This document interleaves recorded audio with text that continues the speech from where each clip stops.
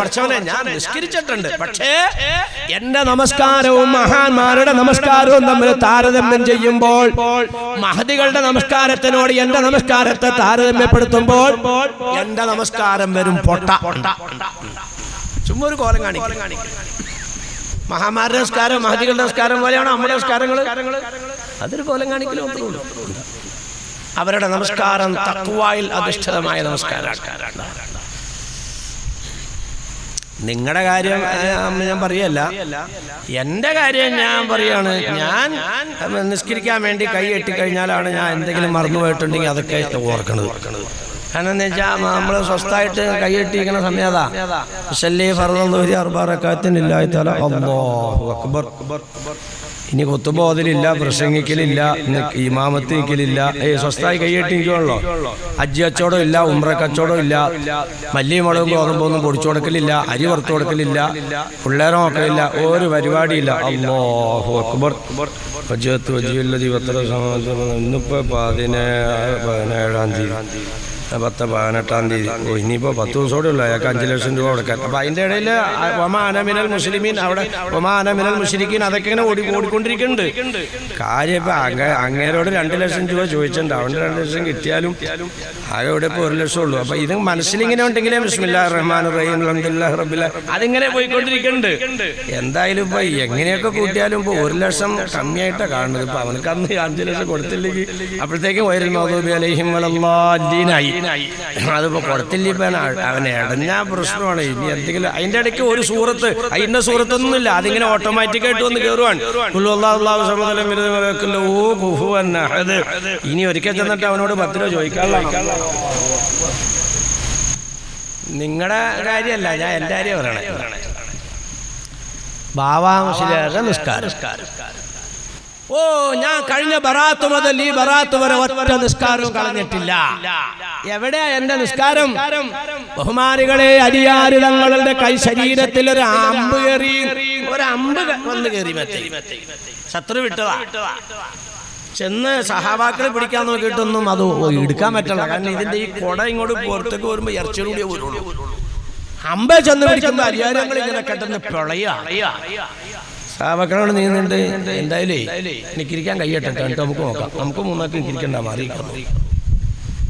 ഈ മനുഷ്യൻ നിസ്കരിക്കാൻ അങ്ങനെ കൈ കെട്ടിയപ്പോ അനുയായികൾ ചെന്നിട്ട് ആ അമ്പ് ഇളക്കി ഊരി വലിച്ചെടുത്തു. അല്ലാഹു അക്ബർ. വജ്ഹതു വജ്ഹിയ ലില്ലദീ ഫതറസ്സമാവാതി വൽഅർദ്. ആകാശങ്ങളെ ഭൂമിയെ സൃഷ്ടിച്ച റബ്ബേ, നിന്റെ മുന്നിലേക്ക് ഞാൻ മുന്നിട്ടിരിക്കുകയാണ്. ഇവിടെ അമ്പൂരിനൊന്നും പിന്നെ അറിയണില്ല. വീടിന്റെ മോന്താഴ ഒടിഞ്ഞു. ഉസ്താദ് റൂമിനകത്ത് വീടിന്റെ ഉള്ളിൽ നിസ്കരിക്കുകയാണ്. അനുയായികൾ വന്ന് പുറത്ത് കാത്തു നിൽക്കുമ്പോഴാണ് പെട്ടാന്നുള്ള ശബ്ദം. അല്ലാഹുവേ, വീടിന്റെ മോന്താഴ ഒടിഞ്ഞല്ലോ. അല്ലാ, ബഹുമാനപ്പെട്ട നമ്മുടെ ഗുരുവര്യർ അകത്താണല്ലോ. അല്ലാ, എന്ത് ചെയ്യും? മോന്താഴ ഒടിഞ്ഞാൽ പിന്നെ കെട്ടം മോട്ടം അടിയിലേക്ക് വരും. മോന്താഴ എന്ന് പറഞ്ഞാൽ പഴയ ആൾക്കാർക്ക് അറിയാവുള്ളൂ. അടുത്തേക്ക് വരും. എല്ലാവരും ഇങ്ങനെ പയ്യന്ന് നിൽക്കുമ്പോ മൂപ്പര് നിസ്കാരമൊക്കെ കഴിഞ്ഞ് നിങ്ങളെപ്പോ വന്നു മക്കളെ? ബഹുമാനപ്പെട്ടവരെ എന്നിങ്ങോട്ട് പുറത്തേക്ക് ഇറങ്ങി നിന്നാല് എന്തേ? വീടിന്റെ മോന്താഴ ഒടിഞ്ഞിട്ട്. മോന്താഴ ഒടിഞ്ഞ ഇറങ്ങി. വാമസിലാരെ വീടിന്റെ മുകളിലൊരു മെച്ചിങ്ങ വന്ന് വീണ കൈ അഴിച്ചോണ്ട് പണ്ടാര പിള്ളേ ആരാ വല്ല ബോംബ് കൊടുത്തിട്ടതാണോ നോക്കുവോ? കൈ അഴിച്ചോണ്ട് ആള് വെറ്റത്തി അടി. വീടിന്റെ മുകളിലേക്ക് ഏതാണ്ട് വന്ന് ചാടിയില്ല. ശരിയാണോ? അലിയാര് അങ്ങടെ അമ്പൂരി എടുത്തു നിസ്കരിക്കാൻ നിന്നപ്പോ ആവശ്യക്കാര് കയ്യേറ്റുകൊണ്ട് അങ്ങനെ നിൽക്കുമ്പോഴാണ് ഒരു കൊതുക് കയ്യേലിങ്ങനെ വന്നിട്ട് ജീവനോടെ പോവോ? ആവശ്യക്കാരെ നേരത്തെ നമസ്കാരത്തില് പോവോ? അപ്പൊ എവിടെ നമ്മുടെ നമസ്കാരം? എവിടെ നമ്മുടെ നോമ്പ്? എവിടെ നമ്മുടെ സദഖ സക്കാത്ത്? എവിടെ നമ്മുടെ ഹജ്ജ് ഉംറ? ബഹുമാനികളെ, പടച്ച തമ്പുരാന് വേണ്ടി അനുഷ്ഠാനങ്ങൾ നിർവഹിച്ച മഹാന്മാരുടെയും മഹദികളുടെയും അനുഷ്ഠാനങ്ങളെ നമ്മളുടേതിലേക്ക് സാദൃശ്യപ്പെടുത്തിയാൽ, ബന്ധപ്പെടുത്തിയാൽ, താരതമ്യം ചെയ്താൽ നമ്മുടേത് പൊട്ട. ഇവിടെയൊക്കെ കശുവനണ്ടിയുള്ള നാടല്ലേ? കശുവനണ്ടി വെട്ടിക്കഴിയുമ്പോ ഉള്ളിൽ കറുപ്പ കാണണമെങ്കിൽ നിങ്ങൾ എന്തു പറയും? ഓ, പേട്ടണ്ടി.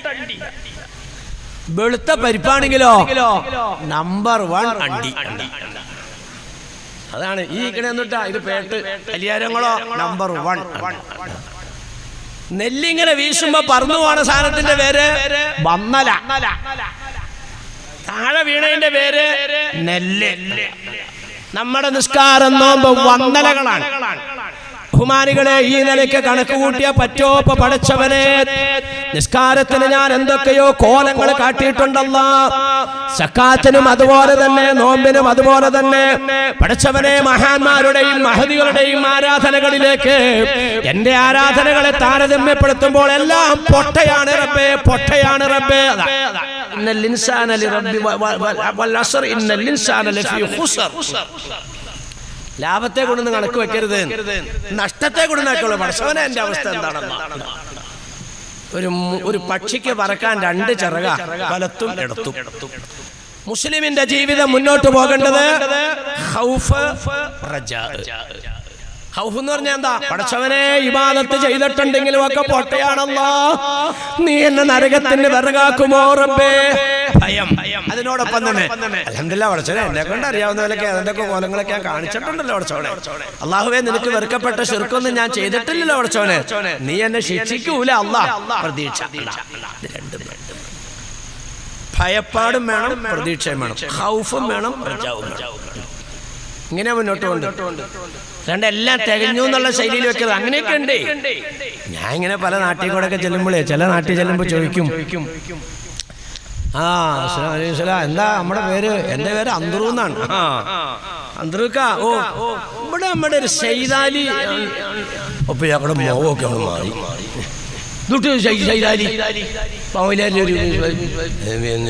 നിങ്ങൾ മേത്തേക്ക് ഞാൻ അയാളുടെ പെണ്ണിനെ കെട്ടിച്ചിട്ടില്ല, എനിക്ക് ആ പുള്ളി മോളെ കെട്ടിച്ചു തന്നിട്ടില്ല. ഞാൻ അയാളെ പറ്റി ഇങ്ങനെ കേട്ടിട്ടുണ്ട്, ഈ നാട്ടുകാരനാണ്, ഇന്ന നിലക്കൊക്കെ. ഈ നാട്ടുകാരനൊക്കെ ശൈതാലിനെ പറ്റി എന്താ കാര്യം? എന്റെ ബാവുലേരായ വെള്ളിയാഴ്ച കൂടെ പള്ളിയിൽ വരില്ല. പിന്നെ അല്ലാണ്ട അപ്പൊ ഞാൻ ചെറിയ ജമാഅത്തിന് പള്ളി ചെല്ലുന്ന ആളല്ലേ. വർത്താനം മറ്റേ ആള് വെള്ളിയാഴ്ച കൂടെ വരില്ല. ഞാനോ ഞാൻ ചെറിയ ജമാഅത്തിനല്ലേ. ആ വർത്താനത്തിൽ കിട്ടി ചെയ്താലും നരകത്തില്. എന്റെ കാര്യം പോയി. ഇയാളോ ഇയാക്കടെ തൊട്ടാ പറഞ്ഞ ഇയാക്കടെ പിന്നെ സ്വർഗത്തിന്റെ താക്കോല് മൂപ്പര് മേടിച്ചിട്ട് പോക്കറ്റിൽ ഇട്ടാലല്ലേ വല്ലവരും പോക്കറ്റ് അടിച്ചുകൊണ്ട് കൊള്ളൂ. മൂപ്പരത് അണ്ടർവെയറിന്റെ വള്ളിയെ കെട്ടിയിട്ട് ഈ ഇടയിലേക്ക് ഇങ്ങനെ ഇറക്കി വെച്ചേക്കുക. ഒരു കാരണവശാലും സ്വർഗത്തിന്റെ താക്കോല് പുള്ളിയുടെ അടുത്ത് പോകൂല. ഇനി അത് അവിടെ ചെല്ല, ആ വാതിലേക്ക് ഇട്ടാ തുറക്ക, അവിടത്തേക്ക് കയറാം, ബാക്കി എല്ലാം ഓക്കെ. ഒരു നിക്കാരത്തിന്റെ ശൈലിയൊക്കെ പറഞ്ഞ ഈ കാക്ക 5 വരെ നിക്കിരിക്കാൻ തന്നെ ആളാണ്. അതുപോലെ തന്നെ ചുമ്മാ എന്തിയാ വൈലാറെ ഈ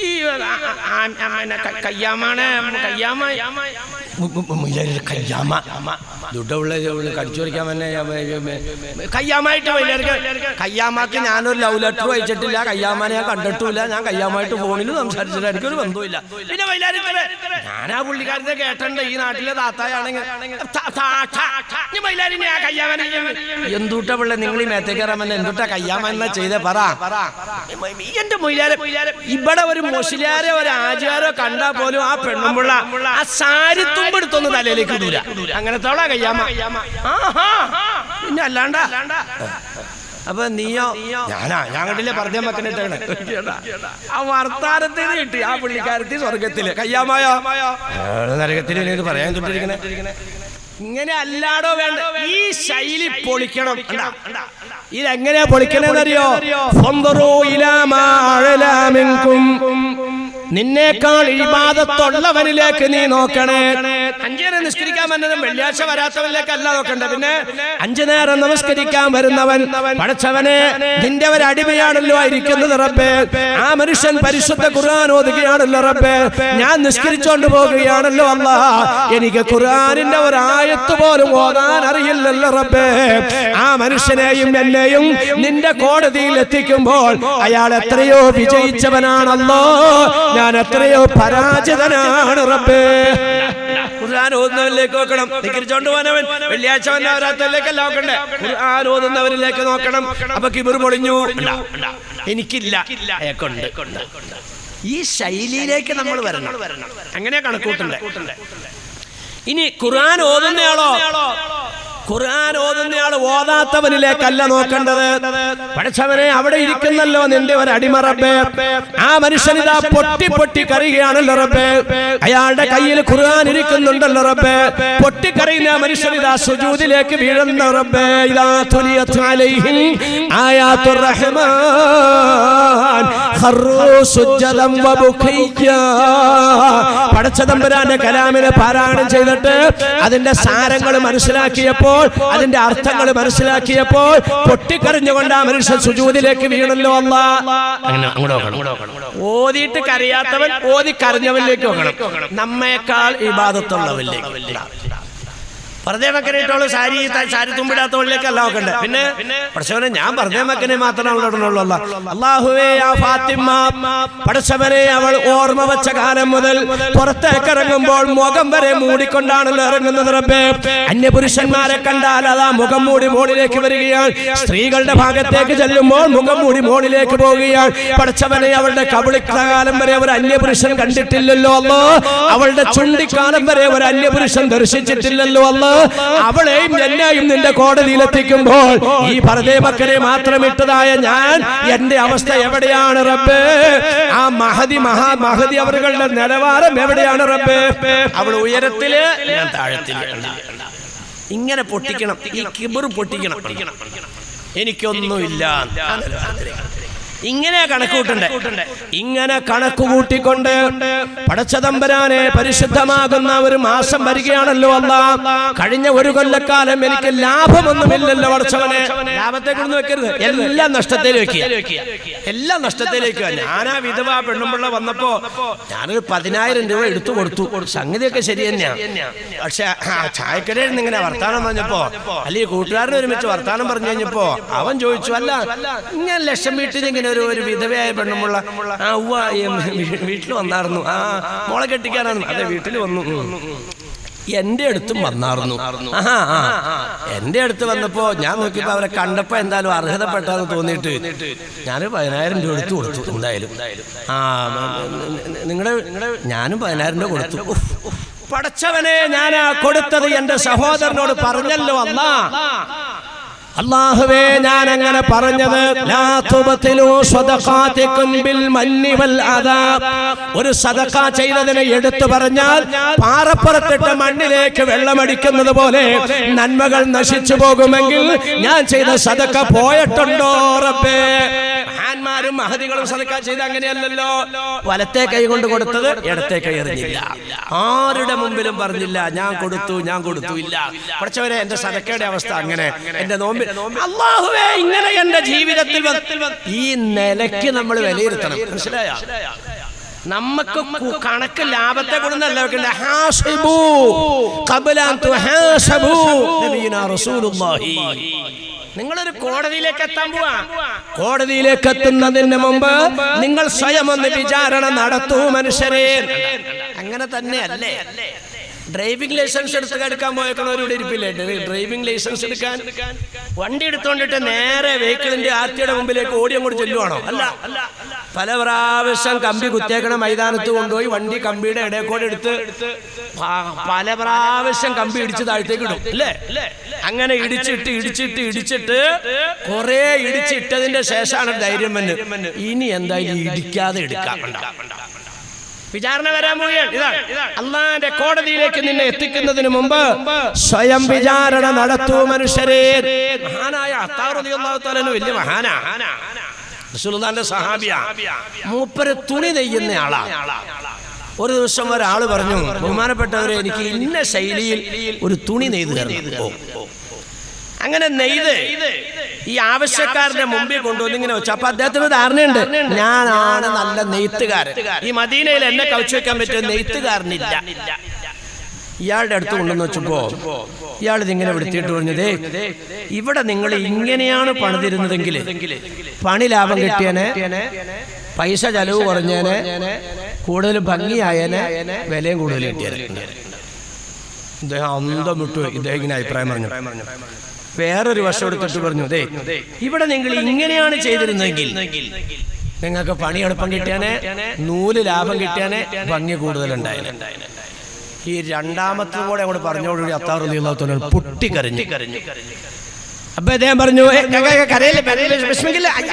അയ്യോ ഇങ്ങനെ വിളിക്കണ എന്താ? അല്ലാഹു അക്ബർ. നിങ്ങൾ കരയല്ലേ, ഞാൻ ഈ പുതപ്പെടുത്തോളാം, നിങ്ങൾ പറഞ്ഞ വിലയും തന്നോളാം. ഞാൻ നിങ്ങൾക്കൊരു ഗുണത്തിന് വേണ്ടിട്ട് പറഞ്ഞതല്ലേ, നിങ്ങൾ കരയുന്ന എന്തിനാ? ഞാൻ ഇത് വിലക്കെടുക്കുക, ആ പൈസ ഇപ്പൊ തന്നെ തരികയാ. ഉടനെ അത്താർ റളിയല്ലാഹു തആല പറഞ്ഞു, സഹോദരാ, നിങ്ങൾ ഇത് എടുക്കുകയില്ല എന്നതുകൊണ്ടോ രൂപ പണം കിട്ടുകയില്ല എന്നതുകൊണ്ടോ അല്ല ഞാൻ കരഞ്ഞത്. ഞാനൊരു നല്ല നെയ്ത്തുകാരനാണ് ാണ് എന്റെ ധാരണ. പക്ഷേ നെയ്ത്തറിയുന്ന നിങ്ങളുടെ മുന്നിലേക്ക് എന്റെ തുണി വെച്ചപ്പോൾ നിങ്ങൾ ന്യൂനതകൾ എണ്ണി പറഞ്ഞപ്പോൾ എനിക്ക് മറുപടി ഇല്ലാതെയായി പോയി. ഞാൻ നിസ്കരിച്ചത് ശരിയാണെന്നാ എന്റെ ധാരണ, ഞാൻ നോമ്പെടുത്തത് ശരിയാണെന്നാ എന്റെ ധാരണ, എന്റെ നന്മകളെല്ലാം റെഡിയാണെന്നാണ് എന്റെ ധാരണ. അങ്ങനെ ഞാൻ ഈ ധാരണയുമാണ് ഈ പടച്ച തമ്പുരാന്റെ കോടതിയിലേക്ക് എത്തുമ്പോൾ ന്യൂനതകൾ എടുത്തു പറയാൻ കഴിവുള്ള രാജാതിരാജനായ റബ്ബ് എന്റെ ന്യൂനതകൾ എടുത്ത് വിവരിക്കുമ്പോൾ, വിശദീകരിക്കുമ്പോൾ എന്റെ അവസ്ഥ എന്തായിരിക്കും? റബ്ബേ, ഖുൽ ഹൽ നുനബ്ബിഉകും ബിൽ അഖ്സരീന അഅമാല അല്ലദീന ളല്ല സഅയുഹും ഫിൽ ഹയാത്തിദ് ദുനിയ വഹും യഹ്സബൂന അന്നഹും യുഹ്സിനൂന സുൻആ. കുറെ നഷ്ടപ്പെട്ട ആളുകളെ പറഞ്ഞു തരാൻ അന്ന് ചോദിക്കാൻ കുറെ ആൾക്കാരുണ്ട് ദുനിയാവില്. അവര് ധാരാളം ഇങ്ങനെ പണിയെടുക്കണവരാ, ഒരു കാര്യമില്ല, പാഴ്വേലയാണ്. അവർ ഈ പാഴ്വേല ഇങ്ങനെ ചെയ്യുന്നു. അവരുടെ ധാരണ ഞങ്ങൾ ചെയ്യുന്നതല്ല കറക്റ്റ് ആണെന്നാണ് അവരുടെ ധാരണ. ഇങ്ങനെയുള്ള ആളുകൾ നഷ്ടപ്പെട്ടവരാണ്. അങ്ങനെയുണ്ട്, നമ്മുടെ ഇടയിലും ഉണ്ടല്ലോ. യോമാരൊക്കെ ചെയ്യണത് മോശ, ഞാൻ മാത്രം ചെയ്യണതാ ശരി. ഇങ്ങനെയുള്ള ആൾക്കാർ നമ്മുടെ സമൂഹത്തിലുണ്ട്. ഞാൻ ചെയ്യുന്നത് മാത്രം ശരി, ബാക്കി എല്ലാവരും ചെയ്യുന്നത് തെറ്റ്. അല്ലാഹു തആല പറയും, ആ ധാരണ നിങ്ങൾ തിരുത്തിക്കോ. നമ്മൾ കണക്കെടുത്ത് നോക്കുമ്പോ കഴിഞ്ഞത് ലാഭത്തെ കൊണ്ടൊന്നല്ല വെക്കേണ്ടത്. എല്ലാം നഷ്ടം, എല്ലാം നഷ്ടം, എല്ലാം നഷ്ടം. ഈ നഷ്ടം പരിഹരിക്കാൻ എന്താ മാർഗം? വാരിക്കോരി ആനുകൂല്യങ്ങൾ പ്രഖ്യാപിക്കുന്ന ബിസിനസ് വരാൻ പോവുകയാണ്. 4 കച്ചവട ചരക്കാ നിങ്ങൾക്ക് തന്നിരിക്കുന്നത് കണക്ക് നോക്കാൻ. പടച്ചവൻ 4 ചരക്ക് തന്നാ നമ്മളെ ഇങ്ങോട്ട് വിട്ടേക്കണത്. പലവ്യഞ്ജന അല്ലാതെ, സ്വർണ്ണ അല്ലാതെ, പ്ലൈവുഡ് അല്ലാതെ. പിന്നെ يا أيها الذين آمنوا هل أدلكم على تجارة تنجيكم من عذاب أليم تؤمنون بالله ورسوله وتجاهدون في سبيل الله بأموالكم وأنفسكم ذلكم خير لكم إن كنتم تعلمون. അല്ലയോ സത്യവിശ്വാസികളെ, നിങ്ങൾക്ക് ഞാനൊരു കച്ചവട ചരക്ക് അറിയിച്ചു തരട്ടെ.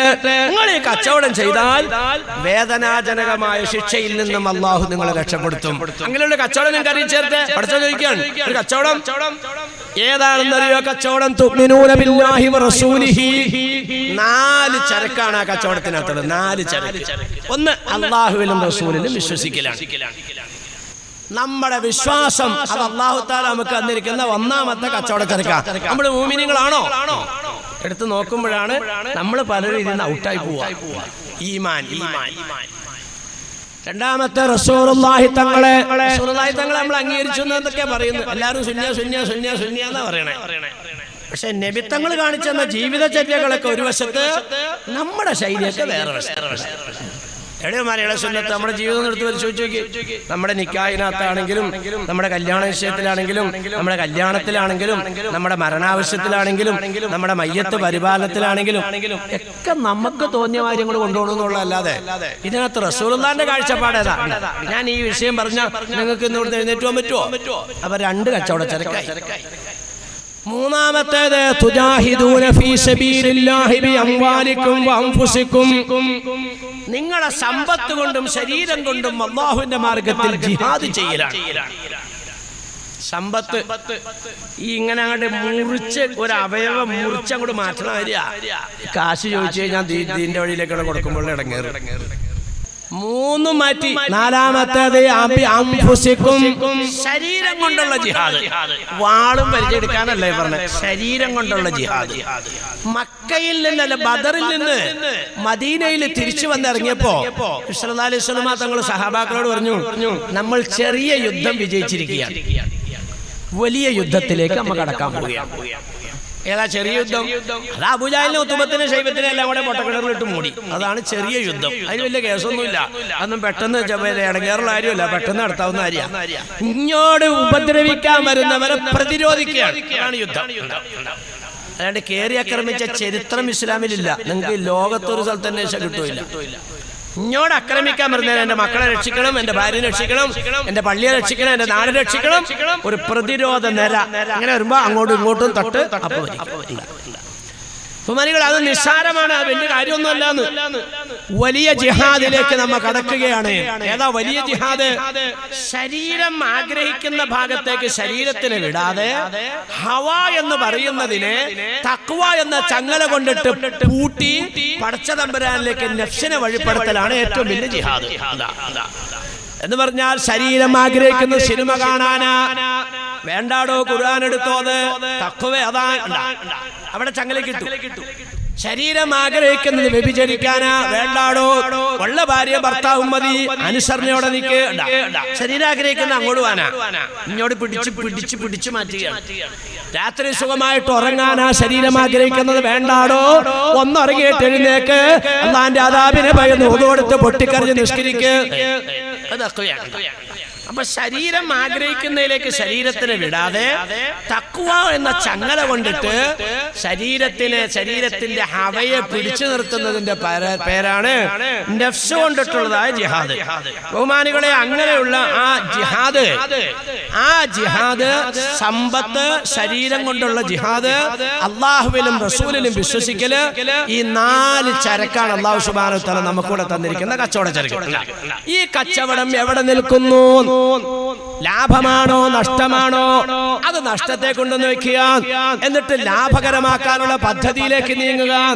ഈ വന്നിരിക്കുന്ന നഷ്ടത്തിനെ ലാഭകരമാക്കാൻ എന്ന് പറഞ്ഞാൽ ചരക്കുകളൊക്കെ വളരെ വില കുറച്ച് കിട്ടുന്ന ചില സീസൺ ഉണ്ട് ചില സ്ഥലത്തൊക്കെ. കടകാലിയാക്കലിനൊക്കെ പറഞ്ഞ് നിങ്ങൾ കണ്ടിട്ടില്ലേ? അതുപോലെ ഓണത്തിന്, വിഷുവിന്, അതുപോലെ പെരുന്നാളിന് ഒക്കെ വില കുറച്ച് ചരക്കുകൾ വിൽക്കുന്ന സംവിധാനങ്ങളുണ്ട്. ഇതുപോലെ മറ്റുള്ള മാസത്തിൽ ചെയ്യുന്നതിനേക്കാൾ 1000 മാസത്തെ പവർ കൂട്ടിത്തരുന്നതായ ഒരു മാസം നിങ്ങൾക്ക് വരുന്നുണ്ട്.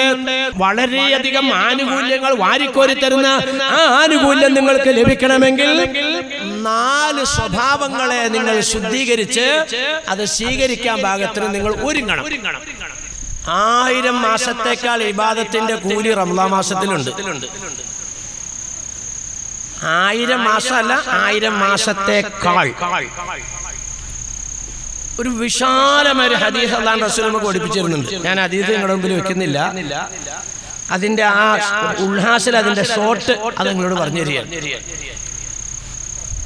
ഈ ആദം നബി അലൈഹി സ്വലാത്തു വസ്സലാം മുതൽ നൂഹ് നബി അലൈഹി സ്വലാത്തു വസ്സലാം വരെയുള്ള ജനത്തിന്റെ ആയുസ് നബിത്തങ്ങൾ പഠിപ്പിച്ചു തരിക 1000ന്റെ മുകളിലാണ്. ശ്രദ്ധിക്കണം കേട്ടോ. പറഞ്ഞാലേ നൂഹ് നബിയുടെ മോനെ വിളിച്ചിട്ട് ഇടമുള്ള നിനക്ക് എത്ര വയസ്സായി? എനിക്കിപ്പോ 8818 ആയി വയസ്സിലേറെ 19ലേക്ക് കടക്കുക. 8818 നൂഹ് നബിയുടെ ഇറക്കം പറഞ്ഞ ആയുസ്. അവിടെ നിങ്ങോട്ട് വന്നാൽ നൂഹ് നബിക്ക് ശേഷം ഈസാ നബി വരെയുള്ളതായ ജനത്തിന്റെ ആയുസ് ചോദിച്ചാൽ 100ന്റെ മുകളിലാണ്. എന്ന് പറഞ്ഞാൽ ഇബ്രാഹിം നബി അലൈഹി സ്വലാത്തു വസ്സലാമിന്റെ മോനെ വിളിച്ചാൽ എത്ര വയസ്സായി നിങ്ങൾക്ക്? എനിക്കിപ്പോ 818 കഴിഞ്ഞു, 19ലേക്ക് കിടക്കണം. 100ന്റെ മുകളിലാണ്. അങ്ങനെയല്ല, 1000ന്റെ മുകളിലാണ്. ഈ സമൂഹത്തിന്റെ ആയുസ് എത്രയാണെന്നറിയോ? ബൈന 60 വ 70 ഔ കമാ ഖാല റസൂലുള്ളാഹി. നമ്മുടെ ആയുസ് 60ന്റെയും 70ന്റെയും ഇടയിലാണ്. എന്റെ മാവിലേരെ, നിങ്ങൾ ഈ മാതിരിയുള്ള വിവരക്കേട് പറയാതിരിക്കും. ഈ കാക്കാക്ക് 75 വയസ്സായി, എന്നിട്ടാണ് 60ന്റെ 70ന്റെ ഇടയിൽ. എടങ്ങാതി, അത് അസാധാരണമായിട്ടുള്ളതാ. 100ന്റെ മുകളിൽ പ്രായമുള്ളൊരു കാക്ക അവിടെ മരിച്ചു എന്നിരിക്കട്ടെ. താത്ത അന്തരേമ കാക്ക മരിച്ചു എന്നല്ല പേപ്പറിൽ ഹെഡിങ് തന്നെ. 102ാം വയസ്സിൽ നിര്യാതനായി. അത് മുകളിൽ എഴുതും, എന്നിട്ടാണ് അടിയിൽ ഫോട്ടോ വെച്ചിട്ട് അന്തരേമ. കാരണം എന്താ? അത് സാധാരണ അവിടെ പാടല്ല. 100ന്റെ മുകളിലേക്ക് പോക്ക്. ശരാശരി നിമിത്തങ്ങൾ പറയുന്നു 60ന്റെയും 70ന്റെയും ഇടയിലാണ്. ഈ 60ന്റെയും 70ന്റെയും ഇടയിൽ ജീവിക്കുന്ന ഒരാൾക്ക് ഒരു 15 വയസ്സ് വരെ കുട്ടിപ്രായം പോയി. ഒരു 65 വയസ്സ് പ്രായമുള്ള ഒരു സഹോദരനോ സഹോദരിയോ അവർക്ക് 15 വയസ്സ് കുട്ടിപ്രായം കഴിഞ്ഞാൽ പിന്നെ എത്ര വയസ്സ് കിട്ടി? 50 വയസ്സ് കിട്ടി. ഈ 50 വയസ്സുള്ള ഇരിക്കുന്ന അബ്ദുറഹ്മാൻ അല്ലെങ്കിൽ ആയിഷ സ്വർഗത്തിന്റെ കവാടത്തിലേക്ക് ചെല്ലുമ്പോൾ 1000 കൊല്ലത്തിന്റെ മുകളിൽ ജീവിച്ചവര്, 100 കൊല്ലത്തിന്റെ മുകളിൽ ജീവിച്ചവര് തമ്പുരാനോട് പറയുന്നു, റബ്ബേ, ഇവരെ കടത്തുന്നതിന് മുമ്പ് സ്വർഗത്തിലേക്ക് പ്രവേശനം തരേണ്ടത് ഞങ്ങൾക്കാണല്ലോ. ഞങ്ങൾ 1000 കൊല്ലത്തിന്റെ മുകളിൽ ജീവിച്ചതാ, ഞങ്ങൾ 100 കൊല്ലത്തിന്റെ മുകളിൽ നിനക്ക് ഇബാദത്തെടുത്തതാ. പടച്ച തമ്പുരാൻ പറയുന്നു, ഈ ആശയും അബൂബക്കറും ഉണ്ടല്ലോ, ഇവർ 50 കൊല്ലമായി ഭൂമുഖത്ത് ജീവിച്ചതെങ്കിലും 50 കൊല്ലം ഇവർക്ക് ലൈലത്തുൽ ഖദ്ർ കിട്ടിയവരാ. എന്താ ലൈലത്തുൽ ഖദ്ർ? 1000 മാസത്തേക്കാൾ ഇബാദത്തിന്റെ പവറുള്ള രാത്രി. നേരെ ഖുർആനാ ഞാൻ പറയണത്. ലൈലത്തുൽ ഖദ്രി ഖൈറുൻ മിൻ അൽഫി ശഹർ. ലൈലത്തുൽ ഖദ്ർ എന്ന് പറയുന്ന ഒരു സംഗതി ഇവർക്കുണ്ട്, ഞാൻ കൊടുത്തിട്ടുണ്ടായി. ഓരോ കൊല്ലവും ലൈലത്തുൽ ഖദ്ർ കിട്ടിയ അബ്ദുറഹ്മാനായത്, ഓരോ കൊല്ലവും ലൈലത്തുൽ ഖദ്ർ കിട്ടിയ ആയിഷയായത്. ഈ ആയിഷക്കും ഈ അബ്ദുൽ അബൂബക്കറും ഈ 50നെ 1000 കൊണ്ട് ഗുണിച്ചാൽ 1000-നേക്കാൾ എന്നാണ് അല്ലാഹു തആല പറഞ്ഞത്. ഖൈറും മിൻ അൽഫി ശഹർ. ഇനി 1000 തന്നെ വെക്കും. 1000 ആണെങ്കിലും 50നെ 1000 കൊണ്ട് ഗുണിക്കുമ്പോൾ ആദം നബിയേക്കാളും മോളിൽ പോയി. ശ്രദ്ധിക്കണ്ടോ നിങ്ങള്? അപ്പൊ 1000 മാസത്തേക്കാൾ ഇബാദത്ത് ഈ പാർട്ടിക്കാർക്ക് കിട്ടിയെങ്കിൽ 50 ലൈലത്തുൽ ഖദ്ർ കൊണ്ടിട്ട് 50 വർഷം ഇവിടെ ജീവിച്ചവർക്ക് 50 ലൈലത്തുൽ ഖദ്ർ കിട്ടിയെന്ന് അല്ലാഹു തആല പറയുന്നുണ്ടെങ്കിൽ എങ്ങനെയാണോ ഈ ഒരു ലൈലത്തുൽ ഖദ്ർ എന്ന് പറയുന്ന ദിവസത്തിന് 1000 മാസത്തേക്കാൾ ഇബാദത്തിന്റെ കൂലി കിട്ടുന്നത്? അത് പടച്ചോൻ തന്നെ പറയാ, തനസ്സലുൽ മലായികത്തു വറൂഹ്. ആ രാത്രിയിലാണ് പ്രവാചകന്മാരുടെ അടുക്കൽ മാത്രം പോകാൻ അല്ലാഹു തആല അനുമതി കൊടുത്ത മുഖറബായ മലക്ക് ജിബ്രീൽ അലൈഹിസ്സലാത്തു വസ്സലാമും ഒരാള് 1000 മാസം നിസ്കരിക്കണമെങ്കിൽ എത്ര നിസ്കാരം നിസ്കരിക്കണം, എത്ര ദുആ ചെയ്യണം, അങ്ങനെ 1000 മാസം ചെയ്യാനുള്ള ഒരാൾക്ക് ചെയ്യാനുള്ള ഇബാദത്ത് ചെയ്യാനുള്ള അത്രയും മലക്കുകൾ. ജിബ്രീലിന്റെ കൂടെ വാനലോകത്ത് ഇറങ്ങുന്ന മലക്കുകളെ പറഞ്ഞേ. ഈ മലക്കുകളുടെ വ്യൂഹം, മലക്കുകളുടെ കൂട്ടം ജിബ്രീലിന്റെ ഇസ്ലാമിന്റെ നേതൃത്വത്തിൽ നബിയുടെ അടുത്ത് മാത്രം പോകാൻ അല്ലാഹു അനുവാദം കൊടുത്ത മലക്കാണ് ഈ ചെമ്പരക്കിയിലെ പാവപ്പെട്ട അബ്ദുൽക്കാരന്റെ വീട്ടിൽ വരാൻ പോണത്, പാവപ്പെട്ട ഐഷയുടെ വീട്ടിൽ വരാൻ പോണത്. ഇങ്ങനെ വന്നിട്ട് ഈ മലക്കുകളുടെ കൂട്ടം എന്താ ചെയ്യാൻ നബി തങ്ങൾ പഠിപ്പിക്കുന്നു?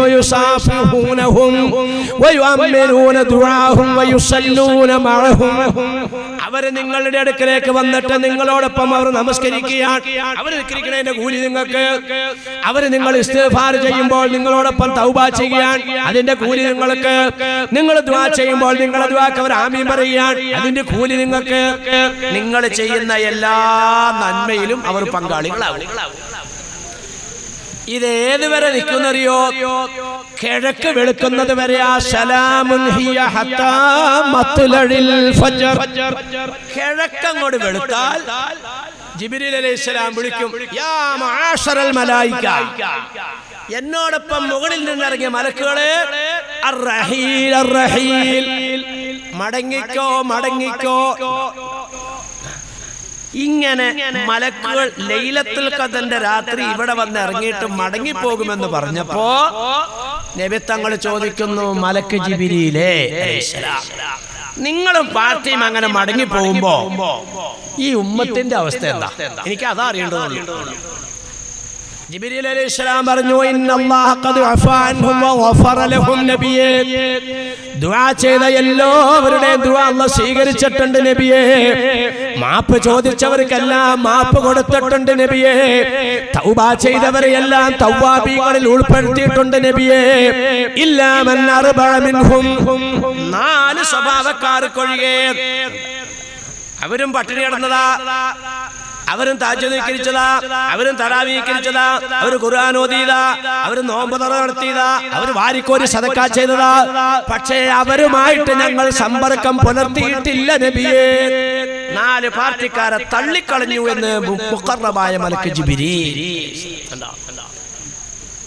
ഇതിങ്ങനെ നബി തങ്ങൾ സഹാബാക്കളോട് അങ്ങോട്ട് പറഞ്ഞപ്പോ സദസ്സിൽ നിന്ന് ചാടി എഴുന്നേറ്റു, മൻഹും യാ റസൂലല്ലാഹ്, റമദാൻ മാസത്തിൽ ഇങ്ങനെ പട്ടിണി നടന്നിട്ട് തറാവീഹ് നിസ്കരിച്ചിട്ട് തഹജ്ജുദ് നമസ്കരിച്ചിട്ട് ഖുർആൻ ഓതിയിട്ട് വാരിക്കോരി സദക്ക കൊടുത്തിട്ട് നോമ്പ് തുറ നടത്തിയിട്ട് ഈ ലൈലത്തുൽ ഖദ്ർ കിട്ടാത്ത നിർഭാഗ്യവാന്മാരും നിർഭാഗ്യവതികളും ആരാണ് നബിയേ? സല്ലല്ലാഹു അലൈഹി വസല്ലം തങ്ങൾ വിവരിക്കുന്നു ഒന്നാമത്തെ സ്വഭാവക്കാര്. 4 സ്വഭാവമാണ് അല്ലാഹു റസൂൽ വിവരിച്ചത്. മനസ്സിലായോ? ഇവിടെ ശ്രദ്ധിച്ച കാര്യം പറഞ്ഞു മനസ്സിലായോ? നമ്മൾ റമദാൻ മാസത്തിൽ നോമ്പ് പിടിക്കണത് എന്തിനാ? ലൈലത്തുൽ ഖദ്ർ കിട്ടാനാ. ലൈലത്തുൽ ഖദ്ർ എന്നാ ഒരാൾക്കും അറിയില്ല. നബി തങ്ങൾ പറഞ്ഞ ഹദീസ് കാണാം, റമദാന്റെ അവസാനത്തെ 10 ആകാം, പ്രതീക്ഷിച്ചോളാനേ പറഞ്ഞേ. ഇപ്പൊ ഞാനൊരു റമദാൻ ഒരു ഈ 15 നിങ്ങളുമായിട്ട് വർത്താനം പറഞ്ഞെങ്കിൽ ഞാൻ പറഞ്ഞ എങ്ങനെയായിരിക്കും? 15 ദിവസം പോയി. നബിത്തങ്ങൾ പ്രതീക്ഷിക്കാൻ പറഞ്ഞ അവസാനത്തെ 10 അപ്പൊ അതുകൊണ്ട് നിങ്ങൾ പ്രതീക്ഷിക്കുക, നിരാശപ്പെടല്ലേ, അങ്ങനെ പറയുള്ളൂ. റമദാൻ 21 തീരാൻ പോട്ടോ. ഒറ്റയിട്ട് രാത്രി പ്രതീക്ഷിക്കാനാണ് നബി തങ്ങൾ പറഞ്ഞത്. അവസാനത്തിലേക്ക് എത്തി. ഇവിടെ ഒന്നും നബി പറഞ്ഞത് ഇന്ന ഡേറ്റ് ആണ് ഇല്ല. നമ്മൾ റമദാൻ മാസത്തിൽ ഈ വ്രതം അനുഷ്ഠിക്കുന്നത് ലൈലത്തുൽ ഖദ്ർ കിട്ടാനാ, വേറെ ഒന്നും നമ്മുടെ ലക്ഷ്യമല്ല. ഈ കിലോ തെങ്ങന്തൈ ഇത് വച്ചേക്കണ ഉസ്മാനോടൊന്ന് ചോദിച്ചത്, എന്തിനാടാ ഉസ്മാനെ വച്ചേക്കണേ? എന്റെ മാവിലാരെ പല്ലു കുത്താൻ ഈർക്കിളി ഇല്ലാത്തോണ്ട് ഈർക്കിളിക്ക് വേണ്ടി വെച്ചേക്കണ. പറയോ? അല്ലെങ്കിൽ ഉസ്മാനെ ഇതെന്തിനാടാ വെച്ചേക്കണേ? എന്റെ മുസ്ലിയാരെ പിന്നെ വെള്ളം ചൂടാക്കണ ചൂട്ടില്ല ഓല, അപ്പൊ അതുകൊണ്ട് ഓലയ്ക്ക് വേണ്ടി വെച്ചേക്കണ. പറയോ? എന്റെ വൈലാരെ എന്റെ പുള്ള ഒരു ആമ്പുള്ള മൂത്ത പുള്ള, ആ പുള്ള ഒരു 25 കൊല്ലം കഴിയുമ്പോ ഒരു വീട് പണിയണേ. അപ്പൊ അവനൊക്കെ കട്ടിലും ജനലിന്റെ മരം ഉണ്ടാക്കാൻ വേണ്ടി തെങ്ങിന്തടിക്ക് വേണ്ടിട്ട് വെച്ച് വളർത്തേക്കണാണ്. പറയോ?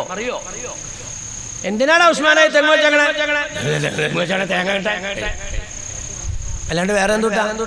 അപ്പൊ ഓലയോ ഈർക്കിളിയോ മടലോ തടിയോ കോഞ്ഞാട്ടയോ ചിരട്ടയോ ചകിരിയോ ഇതൊക്കെ തെങ്ങ് വളർന്നു വരുമ്പോ സ്വാഭാവികമായിട്ട് കിട്ടണ സാധനങ്ങളാ. നമ്മൾ അതിനു വേണ്ടി അല്ല തെങ്ങ് വെച്ചാൽ അതൊക്കെ സ്വാഭാവികമായി കിട്ടുകയാണ്. റമദാൻ മാസത്തിലെ നോമ്പ് കൊണ്ട് നിന്റെ കണ്ണ് നന്നാക്കണം, കാത് നന്നാക്കണം, നാക്ക് നന്നാക്കണം, ഇതര അവയവങ്ങൾ നന്നാക്കണം. തങ്ങൾ പഠിപ്പിച്ചേക്കുന്നതാ. പട്ടിണിയെടുക്കൽ മാത്രമല്ല നോമ്പ്, അവയവങ്ങളെയൊക്കെ നന്നാക്കണം. അവയവങ്ങളെ നന്നാക്കലാണോ നമ്മുടെ ലക്ഷ്യം? അല്ല. ലൈലത്തുൽ ഖദ്റിന് വേണ്ടി നമ്മൾ പണിയെടുക്കുമ്പോൾ നാവ് നന്നാകുന്നു, കാത് നന്നാകുന്നു, കൈകാലുകൾ നന്നാകുന്നു, ഓട്ടോമാറ്റിക്കായിട്ട് കിട്ടുവാണ്. നമ്മുടെ